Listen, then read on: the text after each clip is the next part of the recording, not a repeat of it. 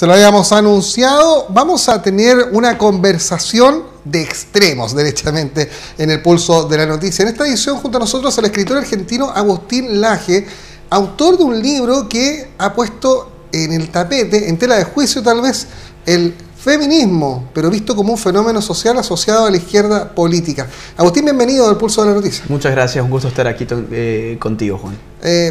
Partamos por lo básico. En su libro usted expone precisamente esta teoría de que el feminismo sería una posición extrema, derechamente, sí, y muy asociada a la izquierda política. ¿Por qué? Bueno, la izquierda llegó a una instancia a mediados del siglo pasado donde se vio con una clase obrera que no respondía más a las peticiones de la revolución de Marx, digamos. Una clase obrera que ya no tenía más nada que perder más que sus cadenas, como dijo Marx por ahí, sino que tenía ya para perder su automóvil, su casa, su televisor, sobre todo en los países más avanzados, ¿no? Entonces aquí es cuando la izquierda empieza a ver cómo movilizar a la clase obrera y se da cuenta que no puede hacerlo. La clase obrera estaba más preocupada y está más preocupada por hacer un cambio de su automóvil que por hacer un cambio en el mundo. Entonces dicen, bueno, tenemos que empezar a construir nuevos conflictos, nuevos antagonismos, para que de ellos emerjan nuevos sujetos de la revolución. Son varias las nuevas máscaras de la izquierda. Una de ellas es la ideología de género y puntualmente el feminismo radical. A partir de esto han puesto a la mujer frente a una lucha que se les dice es contra el heterocapitalismo, que vendría a ser, digamos, el nombre de todos sus males, junto con el falocentrismo, la sociedad del falo, la sociedad del hombre, ¿no? Bueno, yo en el libro hago todo un cuestionamiento con datos duros, empíricos, y hago toda una revisión de los marcos teóricos de los postmarxistas y de las feministas sobre todos estos asuntos, y encuentro que justamente ellos mismos asumen estratégicamente el abandono de la lucha de clases y su reemplazo por una lucha de géneros, que es lo que estamos viviendo hoy. O sea, es decir, el feminismo, o más bien las necesidades de las mujeres planteadas como una herramienta de control político. Es interesante porque la mujer no la pasó nunca tan mal como en regímenes de izquierda, igual que los homosexuales, que también tienen que ver mucho con esto.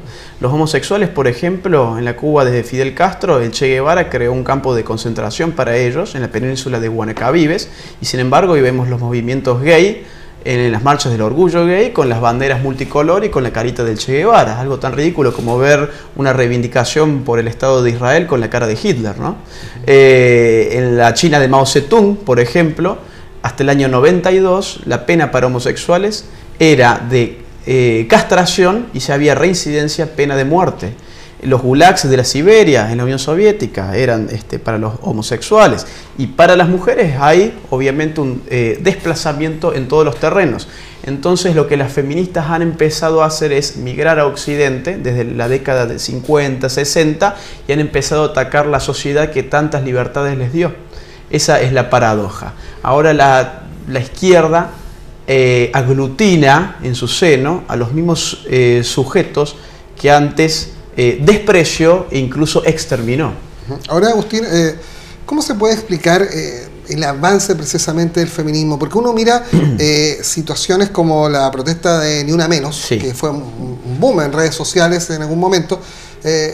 Uno ve cómo se expandió esa idea de protesta y fue como pequeños lunares que se unieron rápidamente a lo largo y a lo ancho del mundo.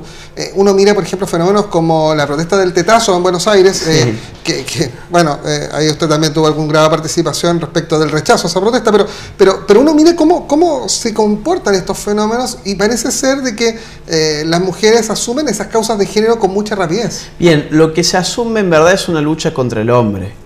Una lucha contra el hombre que se maquina en última instancia como una lucha contra un sistema supuestamente moldeado por el hombre. Después podemos hablar sobre datos duros que ponen en tela de juicio esa ideología de género, ¿no? Pero lo que ellas hacen es lo siguiente.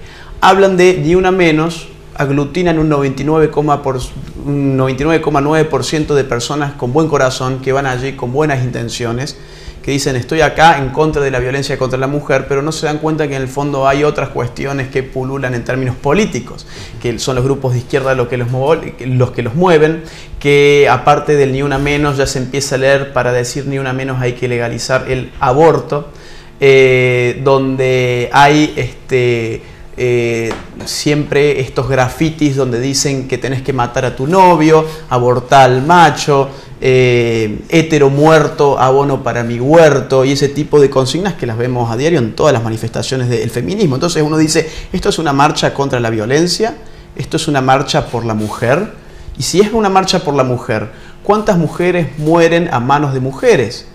Y si es una marcha por la igualdad, ¿cuántos hombres mueren a manos de mujeres también? Son datos que no tenemos. Estamos poniéndonos lentes de género para ver un problema de la violencia, siendo que la violencia es un problema de causas muy complejas que no se explican por el género. Si uno ve la evolución de los homicidios y de los femicidios en un gráfico de curvas, verá que se comportan de manera idéntica, prácticamente idéntica. Si hubiese causales de género, los femicidios tendrían que tener otro comportamiento. Pero lo cierto es que no lo hay, porque estamos usando mal el concepto de violencia de género. La violencia de género es aquella que está motivada por el odio hacia el otro género como tal. Es decir, hay violencia de género en tanto y en cuanto se constate que el agresor llevó a cabo su agresión porque odiaba lo que representaba en términos de género su víctima. Esto en los medios de comunicación jamás se ve así. Cualquier agresión de un hombre hacia una mujer que la despreciamos, que la justicia tiene que actuar sobre ello, obviamente yo no voy a hacer ninguna reivindicación de ese tipo, pero lo que me llama la atención es que todos los medios y los políticos inmediatamente dicen violencia de género. Y yo siempre me pregunto, ¿y dónde está el perito que encontró causales de género en esa violencia? Y en sentido contrario, cuando un hombre es asesinado por una mujer, que no son pocos los casos, yo hice una investigación en base a medios de prensa en mi país y en un año encontré 120 casos, lo cual no es poco, ningún medio lo titula de esa manera, es un delito común. No hay ninguna institución que hable de eso, no hay ninguna marcha política, no es capitalizable en términos políticos. Entonces acá esto es una cuestión que excede a la defensa de la mujer y excede a un discurso de igualdad. Ahora, claro, uno, bien lo hizo usted, se ha logrado incluso en Chile legislar y hoy día existe como tipificación de delito el femicidio, violencia de género contra la mujer, pero no funciona al revés. No funciona al revés y aparte yo no sé bien cómo es el Código Penal aquí en Chile, pero en mi país por lo menos ya había agravantes por la diferencia física. Es decir, si lo que queríamos era penas mayores para los casos en que un hombre ataca a una mujer, eso ya estaba. Lo que se busca es instalar un concepto jurídico, ideológico también, porque sus bases son ideológicas, para seguir fomentando esta idea de que hay una guerra entre hombres y mujeres, ¿no? De eso vive de la izquierda, del conflicto. Antes era el dueño de los medios de producción contra el obrero, hoy es el macho contra la hembra. Esa es un poco la idea. Ahora, Agustín, hay que tener en cuenta también lo que ha ocurrido con el mapa político en este lado del mundo, sí, y también fuera de Latinoamérica, pero uno mira que hoy la izquierda ha perdido terreno, la izquierda más dura tal vez ha perdido terreno. En Argentina el gobierno ya no es de esa ala política, ni hablar de lo que ocurrió con Donald Trump en Estados Unidos. ¿Es un fenómeno distinto a este? ¿Hay una mejor comprensión probablemente de los votantes, de la gente aficionada al mundo político respecto de este tipo de prácticas que a su juicio realiza la izquierda? Ya, hace 20 años que la hegemonía ha estado del lado de la izquierda en términos ideológicos. El péndulo ideológico ha estado incrustado sobre la izquierda y ahora se ha empezado a mover de a poco en los últimos 2 años hacia el otro lado. Sin embargo, este movimiento no ha sido la consecuencia del accionar de intelectuales ni de partidos políticos orgánicos, ha sido el fruto del hartazgo. Es un hartazgo que surge desde las bases sociales. Es un hartazgo de los votantes de Trump, por ejemplo, que no eran miembros de ningún lobby, no eran miembros de Hollywood, ni de los grandes medios, ni del poder financiero. Gente común y corriente que se harta de la corrección política. Ahora bien, a esto hay que darle alguna forma orgánica, que todavía no aparece nadie para hacerlo. Yo creo que por ahora es más suerte que otra cosa, pero como la izquierda está perdiendo poder, y eso es cierto, la caída de los populismos en América Latina es un caso claro, lo que va a hacer es replegarse a sus luchas culturales otra vez. Entonces, intensificar la cuestión de la ideología de género, el feminismo, el indigenismo, el ecologismo, volver a minar y a fragmentar a la sociedad porque ya están fuera del poder del Estado. Es lo que siempre han hecho cada vez que han perdido el poder. ¿Y qué más puede venir en el futuro? Porque a su juicio se está explotando precisamente el extremo del feminismo. ¿Qué puede venir más adelante? A ver, este feminismo es hay muchos feminismos. Este último feminismo, que es el radical, el de la tercera ola, es un feminismo que su motor es el odio hacia el hombre. Hay un montón de teóricas feministas que no vendría ahora al caso, pues haría muy largo, pero lo que llaman es explícitamente a una guerra contra el hombre. El movimiento Justice for Women de Inglaterra, por ejemplo, su líder dice que al hombre hay que recluirlo en un campo de concentración, por ejemplo. Entonces, cuando se habla de feminazis, no estamos tan lejos de la realidad. A mí me gusta ver mucho lo que está pasando en países donde el feminismo ya está desde hace mucho tiempo, este feminismo, el radical. Y yo puedo citar ejemplos como este. En Suecia, el partido de izquierda está pidiendo una ley para obligar a los hombres a orinar de sentados. Porque dicen que orinar de parados es una actitud casi violenta hacia la mujer porque no se viene, el hombre estará ahí parado con su pistola, qué sé yo, como el tema. Pero ellos quieren una ley que se meta en tu retrete a ver cómo haces eso. En el País Vasco se está pidiendo que en los colegios se quite el fútbol, soccer, digamos, como juego entre los niños, porque dicen que territorializa con criterios de género el espacio recreativo. Fíjese, donde nunca hubo un conflicto, pues las mujeres pueden jugar también al fútbol, allí la izquierda inyecta el conflicto. En Francia, en ciertos pueblos se ha prohibido la palabra mademoiselle, que significa señorita. ¿Por qué? Porque dicen que como no existe señorito, la función de aquello sería develar el estado civil de la mujer, lo cual sería también parte de la violencia de género. Por ejemplo, en España, lo que ha pasado con esta campaña de Hazte Oír, un autobús que llevaba la imagen de un niño, de una niña, y con la frase, los niños tienen pene, las niñas tienen vulva. Salió un fiscal y prohibió que ese autobús girara por la ciudad. Lo mismo pasó con el mismo autobús en Nueva York. Es decir, cómo se empieza a limitar aquello que de libre tienen los hombres en función de lobbies y de ideologías minoritarias, porque son grupos muy chicos pero con mucho poder. Otros ejemplos.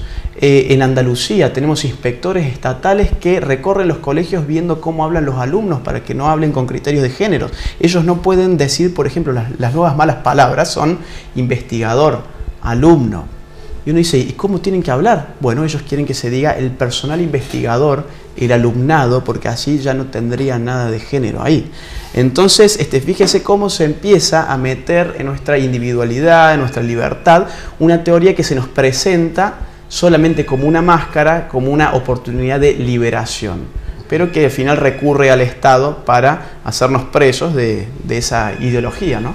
Ahora, Agustín, ¿cómo puede funcionar este tipo de prácticas que usted señala respecto de la extrema izquierda, pensando en un país como Chile, donde el número de votantes, por ejemplo, ha ido en retroceso? Desde que el voto es voluntario, cada vez es menos gente la que vota.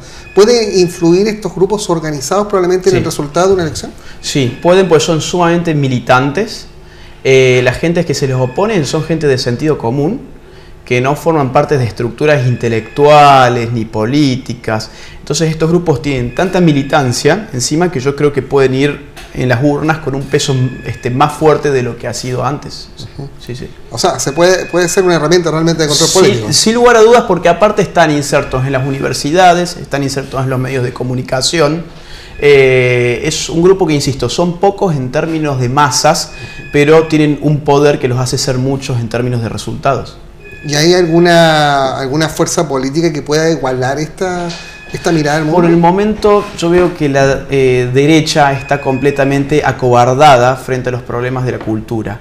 Insisto, si algo caracteriza al postmarxismo, al neomarxismo, es que ha dejado atrás las concepciones de lucha de clases para abrir el terreno a una lucha cultural. Se han dado cuenta que la revolución no solamente era contra los medios de producción, sino que era en la manera en que el hombre pensaba. Ya no es la expropiación de la propiedad privada, sino la expropiación del sentido común de la gente. Y frente a eso, en esta lucha por la cultura, por la manera en que vemos el mundo, que ahí tiene que ver la sexualidad también, los que están en la vereda del frente se acobardan. Primero porque no se forman estos temas. Generalmente se trata de técnicos que leen muy bien las plantillas de Excel, que saben muy bien leer los gráficos del PBI, ¿no? Que dicen acá hay que bajar impuestos, acá la inflación está así. Bueno, ¿y el género vos qué opinas? No, ese no es un tema mío. Sí, pero es el tema de la agenda política mundial hoy en día. Ah, no, pero no es mío el tema.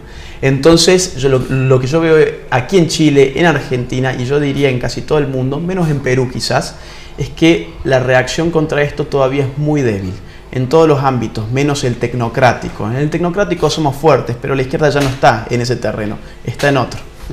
Agustín Laje, escritor, pensador, investigador argentino, que llegó a la zona invitado por la ONG Ciudadana Austral, desarrollando una serie de actividades, entiendo, acá en la región de los lagos. Exactamente, llegaré hasta el sur, hasta Punta Arenas.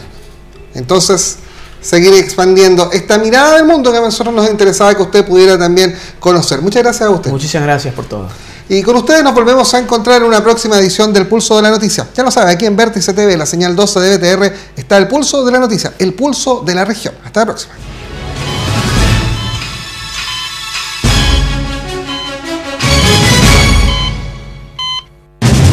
Vértice TV, con el auspicio de BTR, Universidad